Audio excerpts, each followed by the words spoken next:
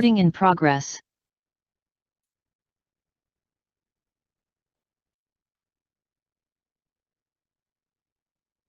Ya. Bueno, una de las cosas importantes en la radiología es que los médicos pidan bien los exámenes y pidan el examen de acuerdo a lo que necesitan, ¿ya? Cuáles son digamos, las indicaciones para tomar algunos exámenes, que es muy importante, ¿ya? Porque se da que a veces los médicos no saben, pero tampoco preguntan, ¿ya? Y uno cuando pregunta, uno obviamente les da la indicación precisa, ¿ya? Para no ocupar un examen de más. Eso, dale. Por ejemplo, cuando pedimos una radiografía simple convencional, cuando pedimos una tomografía computada, o cuando pedimos una ecografía o ultrasonografía, ¿ya? ¿Dale? La radiografía simple debe ser siempre en dos planos, lo que hablábamos el otro día, por ejemplo, en la radiografía tórax, siempre es bueno saber cómo se comporta en la lateral la imagen que uno le queda la duda, si está por detrás, si está retrocardíaca, uno eh, le ayuda mucho con la radiografía lateral, saber dónde está lo que queremos estudiar, lo mismo en los huesos, ¿cierto? Es muy bueno tener una imagen frontal, cómo se comporta la lesión en el hueso en forma frontal y también cómo se comporta en forma lateral, ¿ya? Em, las radiografías deben venir marcadas con lateralidad, eso generalmente los tecnólogos ponen una fichita ahí donde dice derecho, izquierdo, ¿cierto? Y o sea, o lo que la proyección que uno va a producir es lo que el médico generalmente quiere solicitar o, digamos, guiar con su diagnóstico, ¿ya? ¿Vale? La radiografía tórax, muchas veces, por ejemplo, para los trabajos, la gente solamente pide una radiografía tórax PA, digamos, como para economizar, y generalmente se usa mucho ahora para todos los trabajos, de la minería, para todo. Cuando uno postula una pega, tiene que llevar una radiografía tórax, ¿cierto? PA. Pero generalmente, como estamos hablando de personas sanas, generalmente esas son todas normales, por lo tanto, no necesitamos mucho la indicación de la lateral, ¿cierto? Ya es como un poco para economizar, ¿cierto? Y como son pacientes sanos, no debería haber ningún problema, ¿ya? ¿Vale? Eh, siempre los pacientes, ojalá los podamos tomar siempre de lado y ojalá parados, ¿cierto? Pero se da el caso, hoy día la niña en consultorio me decía, doctor, sabe que todos los pacientes a viejitos los tuve que sentar. Y obviamente cuando uno sienta al paciente, ¿cierto? No es la misma eh, cómo se expande el pulmón, ¿cierto? Entonces, tenemos que el pulmón no expande mucho, qué sé yo, que se puede producir que uno tenga cardiomegalia cuando no es, por ejemplo, etcétera, ¿ya? ¿Dale? Entonces, nosotros vamos a sacar una radiografía, espera un segundo, espera un segundito.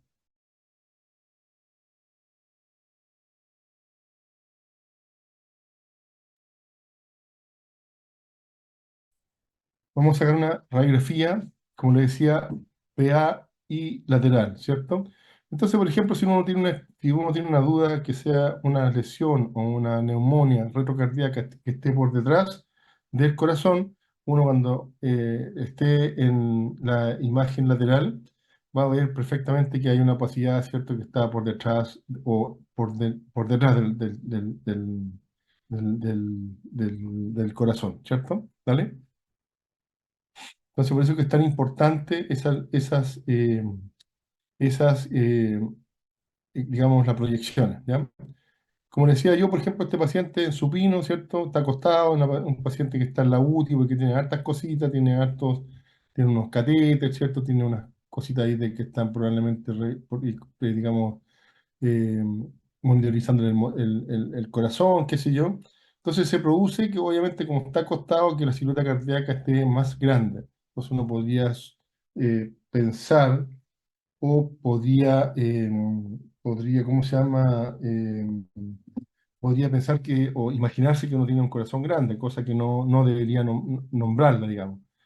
La radiografía torácica, bueno, estaba en la beca hace muchos años atrás, el doctor informaba a muchos pacientes en la mañana, de los pacientes que habían estado hospitalizados, que obviamente generalmente los médicos de la UTI o de los médicos de la neonatología saben mucho de radiografía, por lo tanto generalmente nunca nos piden apoyo, ¿ya?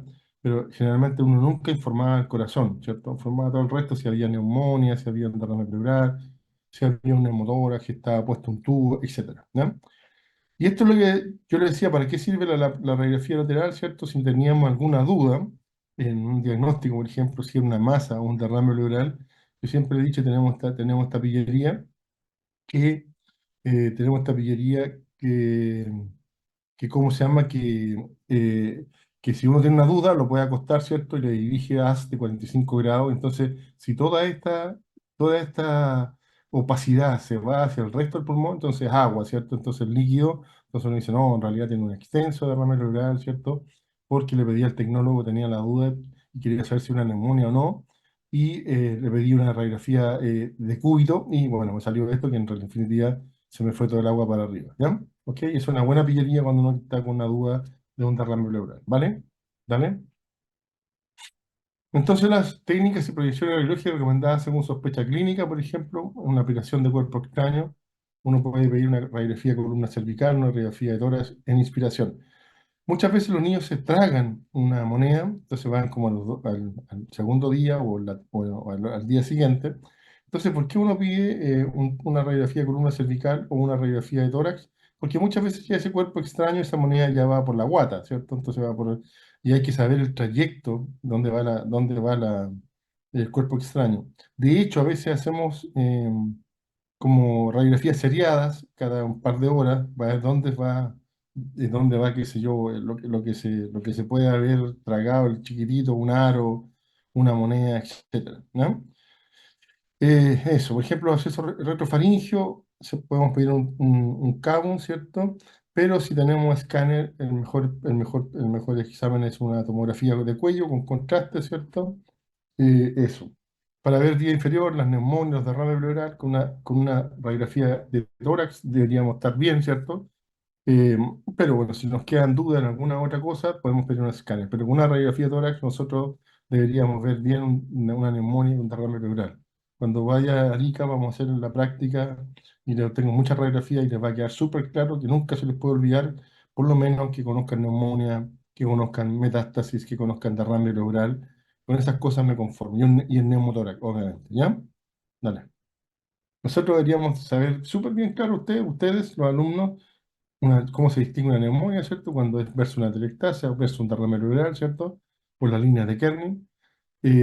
Nosotros deberíamos saber claramente cuando es un derrame pleural, por ejemplo, con la obliteración de los senos cortofrénicos, pero yo se lo voy a explicar ahí en la teoría porque es mucho más fácil, ¿vale? Y deberíamos saber muy bien cuando tengamos un neumotórax, ¿cierto? Ahí tengo un ejemplo bueno de radiografía y ahí no se les va a olvidar nunca, ¿ok? Cuando pedimos una radiografía de abdomen simple, esto se pide muchísimo en la neonatología, porque los niños nacen con un montón de problemas, son niños chiquititos, se obstruyen, hacen inflamaciones gástricas, hacen muchas cosas, ya hacen correcciones, etcétera. Entonces, cuando pedimos una radiografía de abdomen simple, cuando pues, sospechamos de una obstrucción intestinal, una perforación de vísceras huecas, una colicistopatía, cólicos renales, por ejemplo, antes nosotros no usábamos pilotaje, usábamos solamente radiografías renal y vesicales simples para ver dónde estaban los cálculos, ¿cierto? Para ver isquemia mesentérica y obviamente para ver trauma abdominal, ¿ya? Con la llegada del escáner se nos ha facilitado muchísimo estas cosas, ¿ya?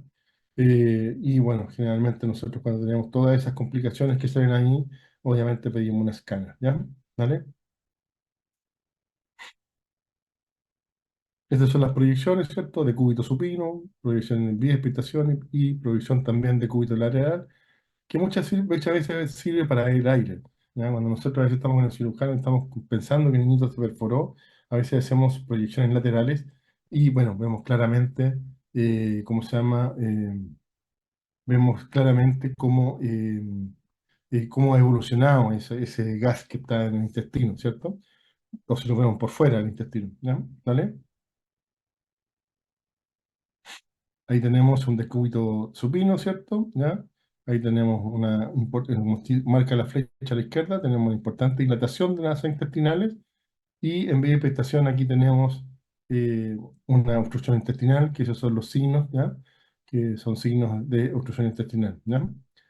Eh, Tiene un paciente de 37 años, ¿cierto? La radiografía abdominal de cúbito supino muestra un patrón de gas anodino con una asa de intestino delgado, ¿cierto? Y en la B, en la otra, en vía de expectación muestra múltiples niveles hidroaéreos, ¿cierto? Como ustedes vean en el izquierdo, ¿cierto? En el A, cómo se desplaza el resto de los intestinos que están negritos por todo el cuerpo, ¿cierto? Por toda la guata, ¿cierto? Por todo el abdomen. Versus en esta obstrucción intestinal que uno ve gas, con escaso gas en el colon, ¿cierto? Que son compatibles con una obstrucción intestinal, ¿ya?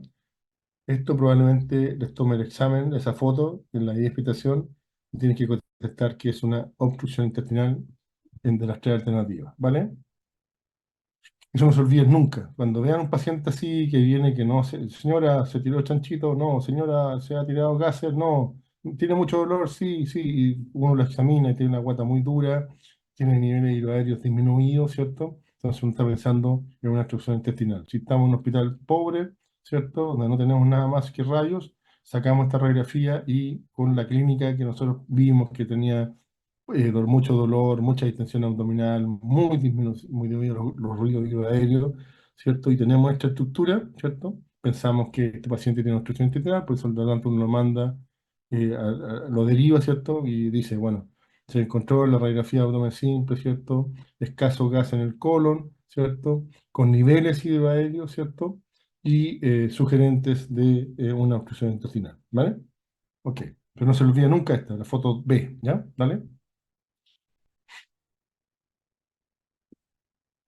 Y bueno, pedimos para todas estas patologías, ¿cierto? No quiero que se la aprendan, ¿cierto? Pero es lo que le decía yo, en los niños chicos, ¿cierto? Esta enterocolitis necrotizante que tenemos que controlar, pucha, 3 rayos al día, este niñito que de acuerdo a la clínica, no sé, estamos pensando que se perforó este intestino, ¿cierto?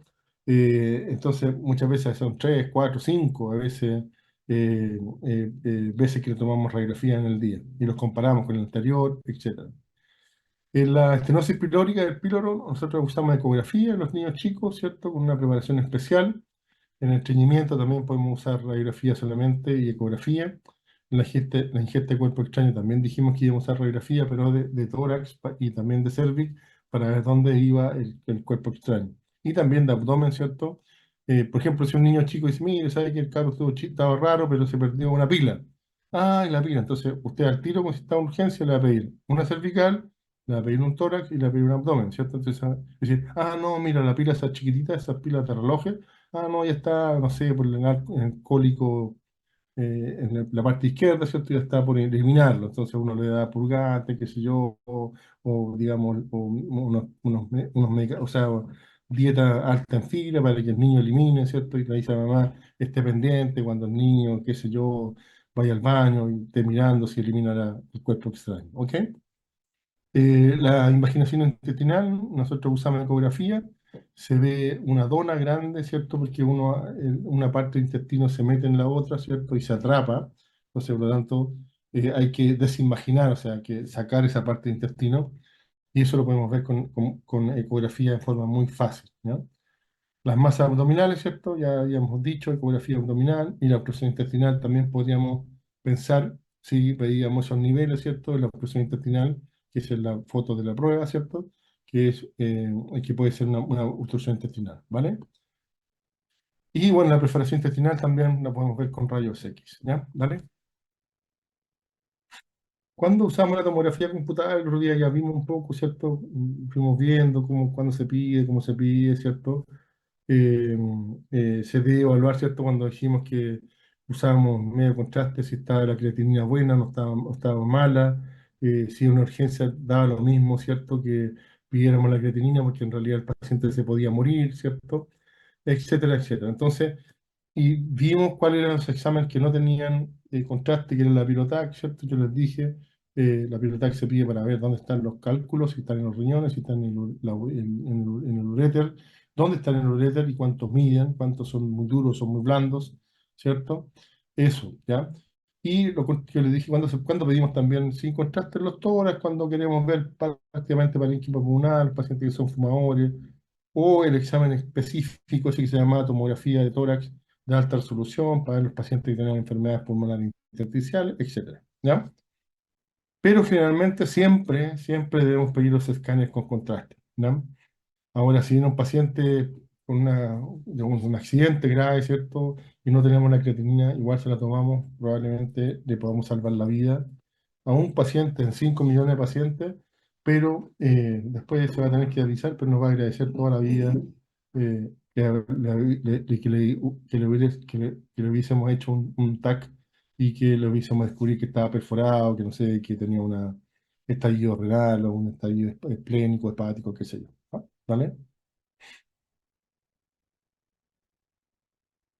Las tomografías de tórax, ¿para qué se piden, cierto? Para las neumopatías, el politraumatizado, porque los politraumatizados hay que no tengan fracturas costales. Yo les dije, los escáneres sirven no solamente para ver partes blandas, para ver, ¿y cómo se llama? Para ver hígado, para ver, digamos, estructuras digamos, menos espesa, ¿cierto? Sino también sirve para ver fractura, para ver, por ejemplo, un tórax, vamos a ver un paciente si que tuvo un accidente tremendo, si tiene contusiones pulmonares, ¿cierto? Si tiene eh, fracturas costales, si las fracturas costales están estables o están metidas hacia adentro, que estén perforando todo el rato que el paciente respira, ¿cierto?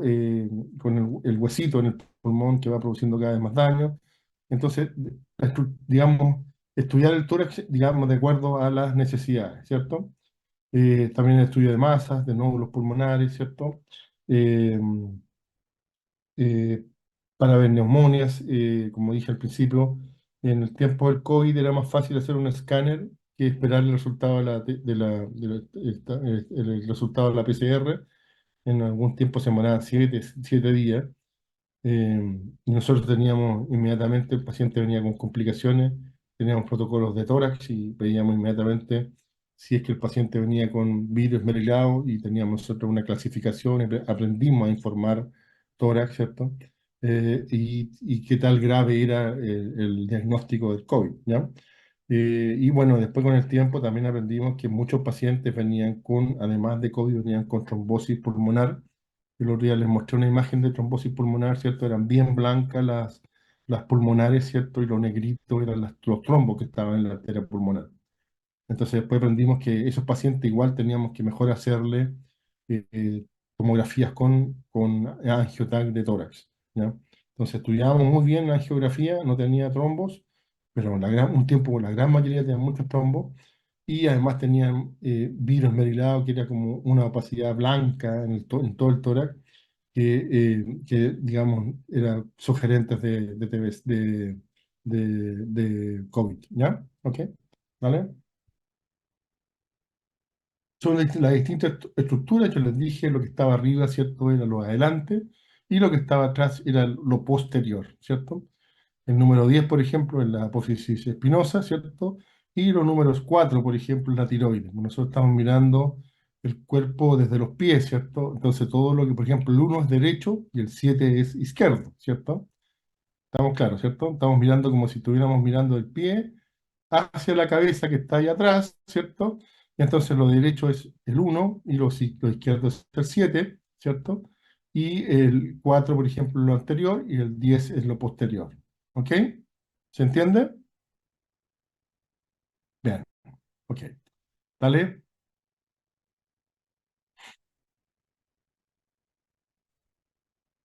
Esta es la ventana pulmonar, ¿vale? Esta es una ventana pulmonar. Nosotros vemos así las imágenes, ¿ya? Entonces ahí podemos ver todo el parénquima pulmonar. Este paciente está limpio, ¿cierto? No tiene nada, ¿ya? Está limpio, no tiene ninguna neumonía, no tiene ninguna cosa, digamos, patológica, no tiene nódulo patológico. Y también podemos usarlo de frente. El computador te puede mostrar en definitiva inmediatamente las tres funciones en el mismo rato. Dale el otro. ¿Se puede o no? Ya, esta es una tomografía axial, o sea, perdón, coronal, ¿cierto? Porque nosotros estamos viendo lo mismo, ¿cierto? Y miren, nosotros, inclusive, bueno, como esta es una ventana pulmonar, ¿cierto? Nosotros cambiamos el software que ponemos BON, por ejemplo, y automáticamente la máquina te da solamente la información de las vértebras. Entonces nosotros podríamos ver, mira, mira cómo están estas vértebras, ¿cierto? Las podríamos ver muy claras, muy blancas, porque el software automáticamente cambia a hueso, y podemos, digamos, ver todas las estructuras, ¿cierto? Si hay fracturas costales, si hay obstrucción pulmonar, etcétera. ¿Vale? ¿Se entendió, cierto? ¿Vale? La próxima. Cuando pedimos una tomografía de abdomen y pelvis, ¿cierto? Es una prueba que se usa mucho, mucho, mucho.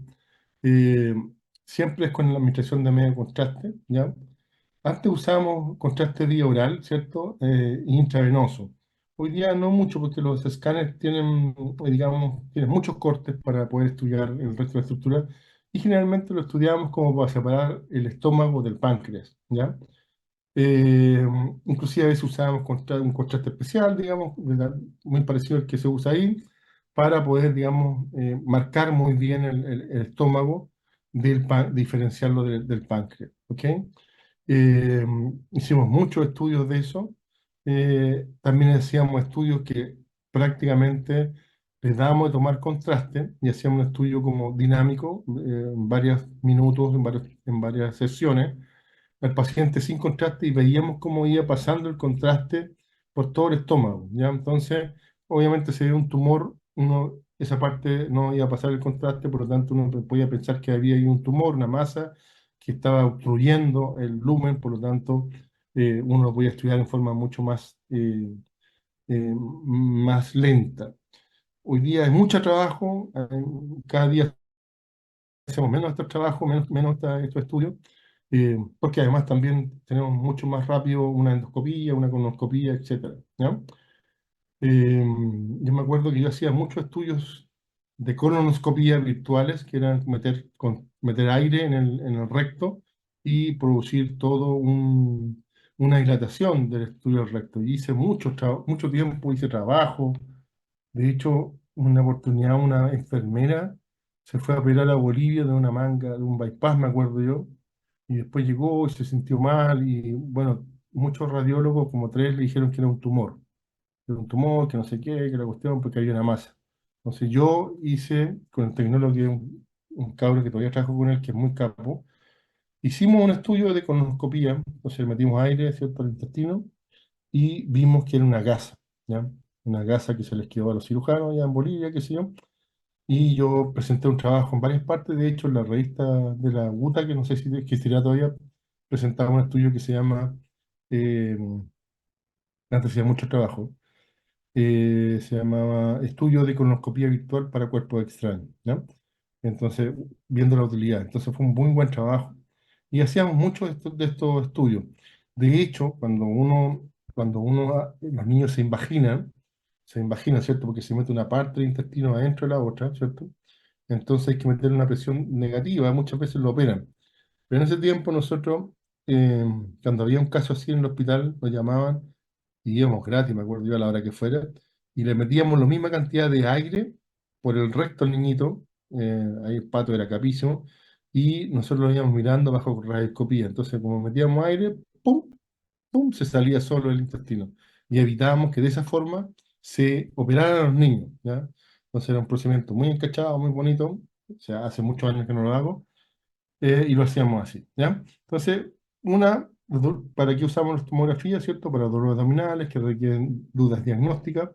La vesícula no se ve muy bien con el escáner, pero sí el páncreas, como dijimos, y podríamos diferenciar pancreatitis, ¿cierto? Cuáles son las hemorrágicas y no hemorrágicas, o las necróticas y no necróticas, ¿cierto? Pero cuando necesitábamos ver la vesícula, si era de causa biliar, teníamos que hacer una ecografía.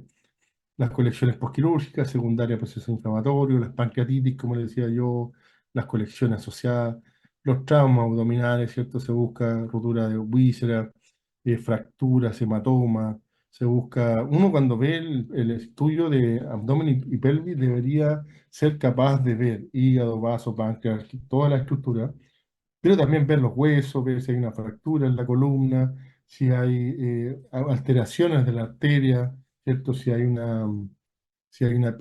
digamos, una trombosis de la vena porta, qué sé yo, porque es un estudio muy completo. Entonces, uno debería ser capaz de ver todo y dar un diagnóstico definitivo de lo que tiene el paciente en la guatita, ¿ya? ¿Vale? Aquí tenemos estudios, ¿cierto? Este es un estudio con contraste, cuando yo le decía el otro día, cómo antes estudiábamos los tumores, ¿cierto? Lo estudiábamos en un estudio trifásico.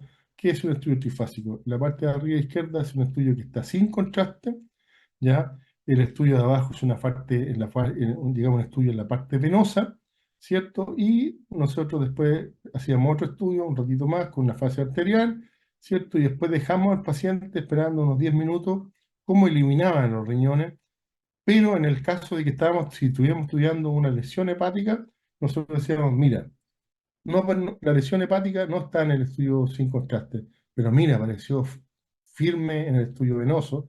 Ah, pero reversó mucho más en el estudio arterial. Mira, mira, se pintó mucho más, ¿cachai? Ah, pero desapareció en la fase de eliminación. Ya, ah, esto es un tumor, qué sé yo, tal. Versus los hemangiomas que yo le decía, pues nosotros, el hemangioma, mira, ahí está la lesión en la parte sin contraste, pero en la venosa también, mira, se vascularizó. No, la arterial se llenó, está lleno, porque como es puros vasos nomás, y cuando vas a una fase de eliminación a los 10 minutos, no, mira, está lleno, no, o sea, sigue, sigue, no botó, eliminó el contraste. Ah, entonces es un hemangioma, ¿ya? ¿Para qué sirve la fase de eliminación? También sirve para ver cómo se comportan los riñones, si eliminan o no eliminan, ¿ya? Muchas veces hay una masa tumoral abajo que está, que no permite que elimine el riñón. Por ejemplo, es muy bueno para ver cuando hay pielonefritis, por ejemplo, cuando hay una contusión renal, cuando hay un trauma renal, ver si muchas veces ahí vemos cuando se están rotos los uréteres, por ejemplo, dice, chuta, mira, el uréter está roto ahí y está eliminando el contraste para otro lado, entonces, claro, esa información no va a decir, chuta, mira, el uréter está roto en tal parte porque tuvo un estallido renal, entonces uno le dice al cirujano, probablemente el cirujano le ponga un catéter, o sea, un pigtail, ¿cierto? Al uréter para protegerlo porque está roto, ¿cierto? Entonces, todas esas informaciones son muy ricas y nos permiten hacer mucho mejores diagnósticos que hace mucho tiempo, ¿ya? Porque sí, es más cansador, tiene muchas cosas, hay que ver muchas cosas. Los radiólogos tenemos un entrenamiento que con el tiempo ya, no sé, pues, podemos informar muy rápido los escáneres, ¿cierto? Y ve muy rápido, pues uno pasa, como pasamos recién la otra imagen, muy rápido va viendo, mira, nada, nada, nada, nada, eso ya. Y uno como que tiene un esquema mental, ve el hígado, ve los suprarrenales, y va bajando, bajando, bajando y no encuentra nada, ¿ya? O bien ya cuando ve, o cuando uno ya está arriba, dice, mira, acá está embarrada en el riñón, seguramente abajo hay un cálculo, etcétera, ¿ya?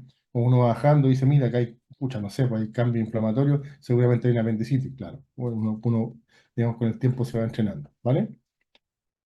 ¿Vale?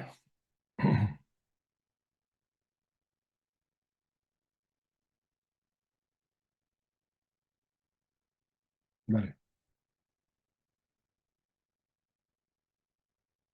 Así sería ver la pelvis después de todo estudio, ¿cierto? Con contraste, eliminado el contraste, ¿vale?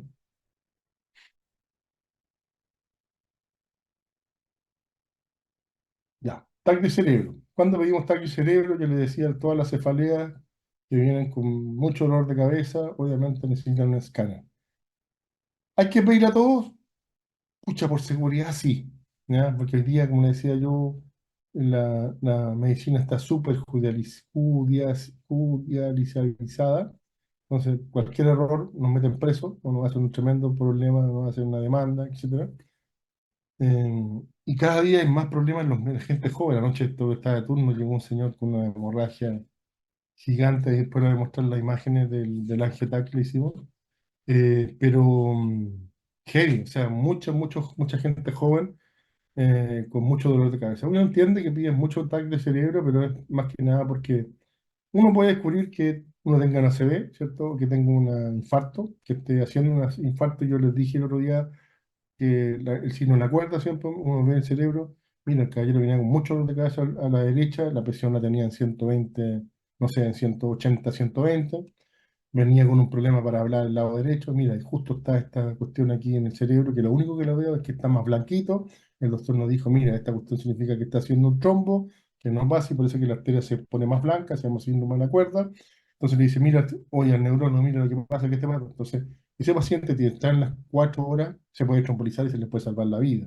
O sea, o salvar la calidad de vida, porque cuando uno tromboliza a un paciente en otros países, no sé, yo estuve en Chicago lo llevan una ambulancia, el sector más rápido, en la ambulancia le hacen el escáner, llega al hospital de tal zona y lo están esperando un equipo de hemodinamia, le sacan el trombo y el paciente tiene cero secuela. En Chile, en Iquique no tenemos eso, y en Chile no sé si tenemos en algún lado esa posibilidad. Y bueno, nosotros usamos trombolíticos, como igual como los trombolíticos del corazón. Pero andan bien, ya andan muy bien, son súper, pero tenemos que tener la ventana exacta para que ese trombolítico que actúe. Son pocas horas, ¿ya? Entonces, con ese pequeño detalle, más la clínica que ustedes tienen, y más le dije yo, oye, el doctor me dijo, mira, el gallo viene acá, y tiene esta cuestión, el signo en la cuerda, entonces probablemente esté haciendo una trombosis. Y para ver sangre, etcétera, ¿ya?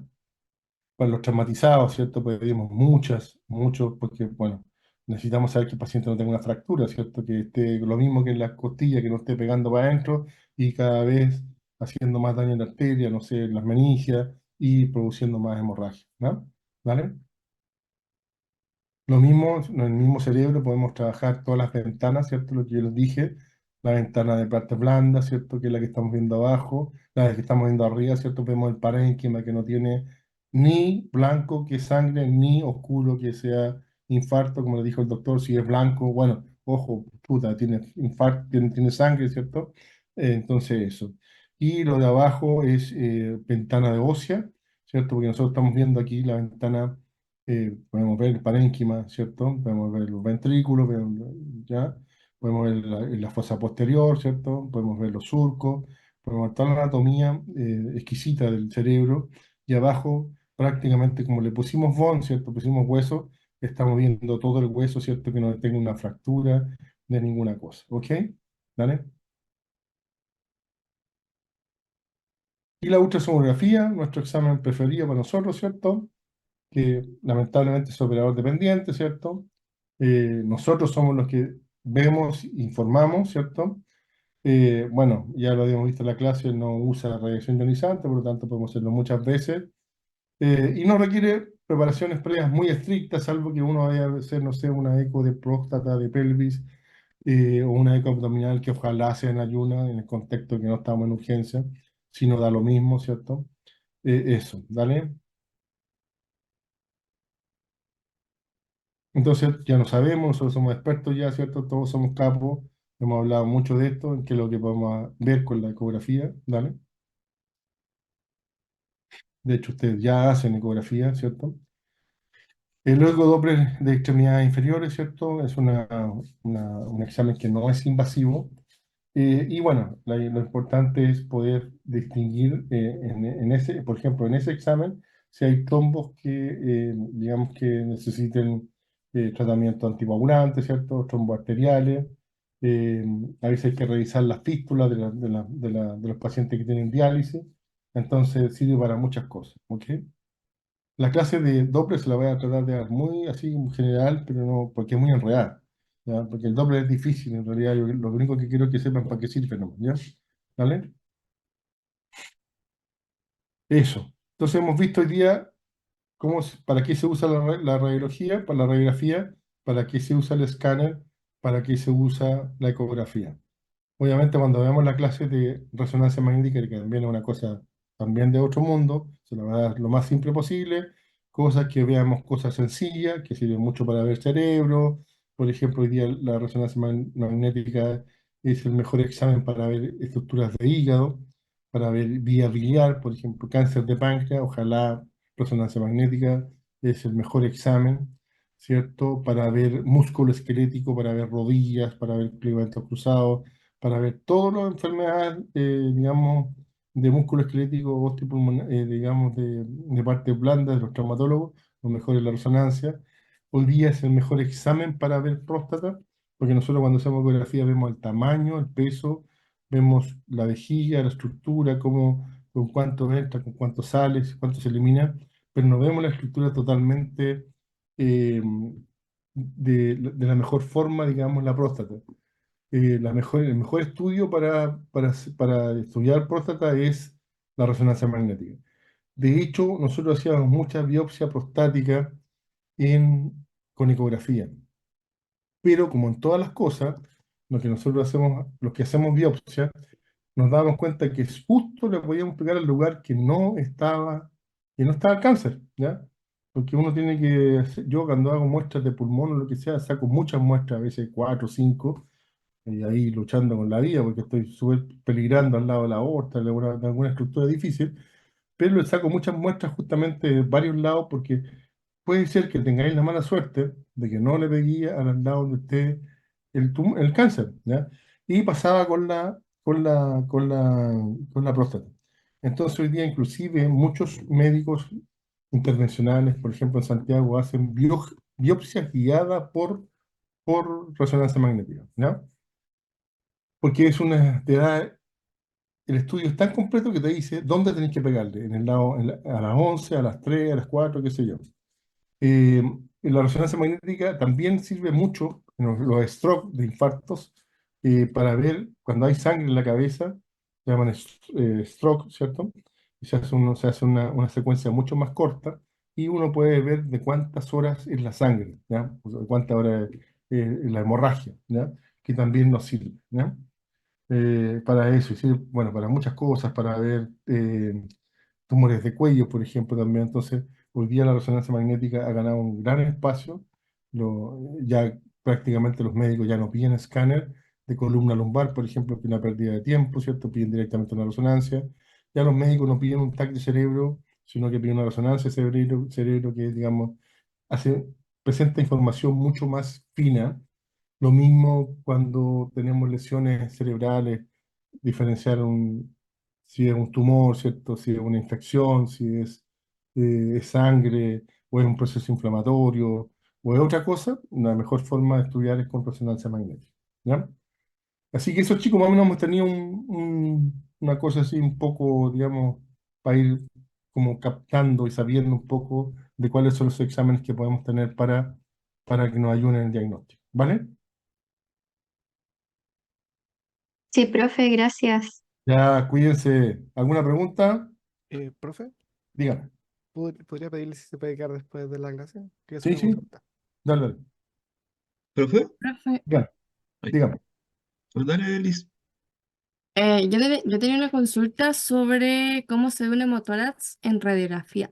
Si se ve parecido a un derrame pleural o ¿El distinto. hemotórax? ¿El hemotórax? ¿Sí? ¿Hemotórax? Ah, es que ahí cuando tenemos imágenes, es como cuando hacíamos ecos. ¿Se acuerdan? Le decía yo no sé si es un hemoperitoneo o es líquido, ¿Ya? ¿cachai? O es líquido o es de la orina que se rompió el riñón. Yo veo líquido en la guata nomás, ¿cachai? No sé si es sangre. Pero eso es indicativo en la guata con la ecografía de operarlo, ¿cierto? Quedamos claro Ajá. que el ECOFAS, lo mismo en el pulmón, no sabemos si, claro, si vemos algo como un derrame pleural, no sabemos si es un hemotórax, no vamos a ver, pero sí tiene un derrame pleural. Entonces, si es que el paciente está con dificultad respiratoria, obviamente hay un accidente, tiene fracturas costales, ¿cierto? Que uno las toca, ¿cierto? Y ve algo de probablemente sea un hemotórax y hay que poner un tubo, ¿ya? Ah, ya entiendo. Sí. Entonces, un normal Quizás sería por clínica. quizás donde podríamos ver un poquito más de eso en el escáner, ¿ya? Ya. Pero ahí vemos derrame pleural nomás. ¿Y con derrame pleural cómo se ve? Obliteración de seno costofrénico, ¿cierto? Ujú. Nosotros vemos la radiografía de afuera para adentro. La radiografía de abajo, empezamos con ¿cómo se ven los senos costofrénicos? ¿Se ven libres o no se ven libres? Sí, se ven libres. ¿Cómo están los de diafragma? ¿Se ven bien o se ven elevados?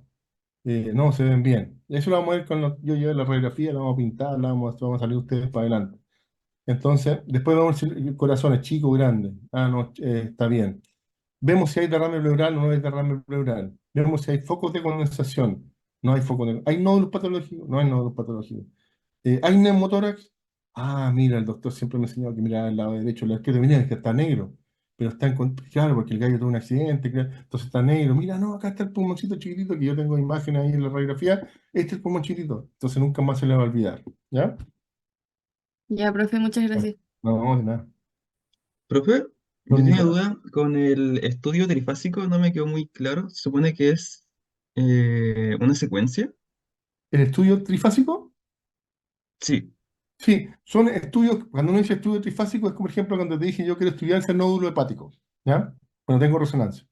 Entonces, uno, obviamente los procesos son súper rápidos, o sea, un escáner dura como un minuto, porque la máquina hace solo, lo pasa una vez sin contraste, uno revisa, porque igual uno pasa la máquina una vez, en todos los exámenes lo pasa sin contraste, y ahí no me hemos dado cuenta que hay guaguas, por ejemplo.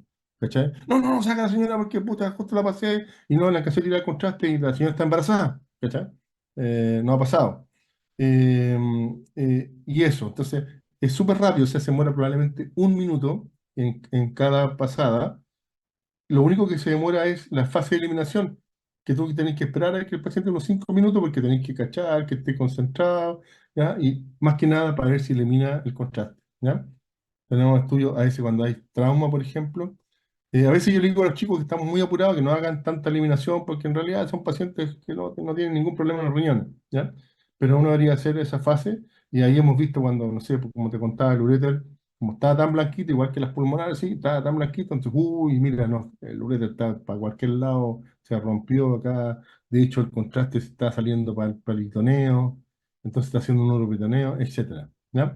Pero es más que nada para eso se estudia. Generalmente, los escáneres rápidos no hacemos trifásicos, hacemos solamente fase sin contraste y fase portal, que se llama, o venosa, y la fase de eliminación, ¿ya?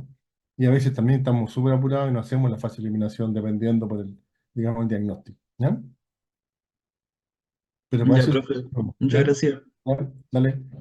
Es lo que yo decía, por la ecografía solamente tenemos para ver un tumor hepático el humilde Doppler, ¿cierto? Ah, es vascularizado este nódulo, o no es vascularizado. O esta lesión hepática sí tiene vascularización. Es la única herramienta que tenemos. Entonces, complementar con escáner, complementar con resonancia magnética. ¿Ya? Dale.